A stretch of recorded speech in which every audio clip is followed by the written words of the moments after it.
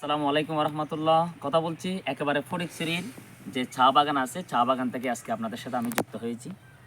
আজকে একটা আপনাদেরকে মেসেজ দিতে চাই, সেটা হচ্ছে যে আমরা যারা বাংলাদেশের বাসিন্দারা আছি, বেশিরভাগ ক্ষেত্রে কিন্তু আমি যেটা দেখেছি তার মধ্যে চট্টগ্রামের যারা আছে সবচেয়ে বেশি চা পিপাসু। তারা চা পান করতে খুব বেশি ভালোবাসে। সকালবেলা যখন ঘুম থেকে উঠে চাটা খাওয়ার জন্য তারা একটা মরিয়া হয়ে পড়ে। বিকাল টাইমে একই অবস্থা বাড়িতেও, এবং ছোট বাচ্চারা থেকে নিয়ে সবাই একটা চায়ের জন্য কেমন জানি মনে হয়। চাতে আমরা জানি কি টেনিন নামের একটা উপাদান আছে, এইটার কারণে আপনাকে যে জীবন্ত যেটা ভাব এটা আপনাকে দূর করবে।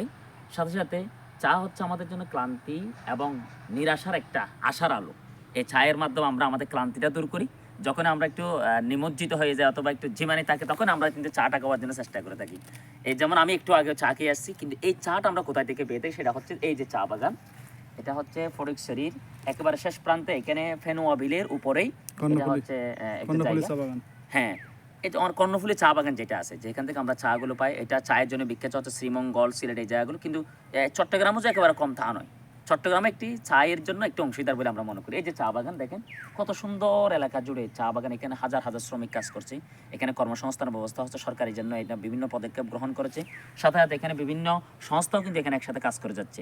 আজকে আমরা এমন একটি জায়গা আপনাদের নিয়ে আসছি যেটা হচ্ছে দেখতে খুবই মনোমুগ্ধকর একটি জায়গা। দেখেন, যারা আসলে আসবে না তারা আসলে বুঝতে পারবে না যে এখানের জীবন কাহিনী নিয়ে এত সুন্দর একটি জায়গা।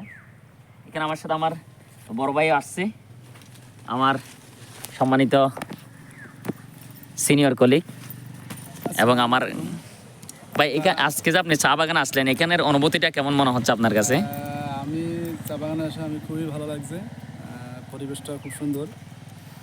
যে চা আমরা সবসময় সকালে ঘুম থেকে উঠে চা খাই, সেই চা বাগানে আজকে আসতে বলছি, এটা অনেক খুশি।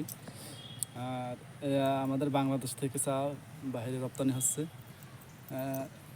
নিজেদের চাহিদা পূরণ করে বাইরে রপ্তানি হচ্ছে। এটা হচ্ছে আমাদের মূল একটা গর্বের বিষয়। আশা করি দর্শকরা দেখতে আছেন, দেখে খুশি হবেন। পুরোটাই হচ্ছে চট্টগ্রামের হচ্ছে কর্ণফুলী চা বাগান, বিশাল চা বাগান এটা। এখান থেকেই আচ্ছা, আপনি কি জানেন যে চট্টগ্রামের মানুষ সবচেয়ে বেশি চা খায়? জি জি জি। এটা কিন্তু একটা চট্টগ্রাম মানুষের ঐতিহ্য। সকালে ভাত খেতে হবে আর চা খেতে হবে, এটা কিন্তু ঐতিহ্য। চা ছাড়া ঘুম ভাঙার পরে চা খেতে হবে। চা খেতে হবে। একটু আগে আমরা চা খেয়ে আসছি দুই ভাই। সবাই আমাদের জন্য দোয়া করবেন। আমরা ইনশাল্লাহ আপনাদের নতুন নতুন আরো ভিডিওর সাথে আপডেট দেবো ইনশাল্লাহ।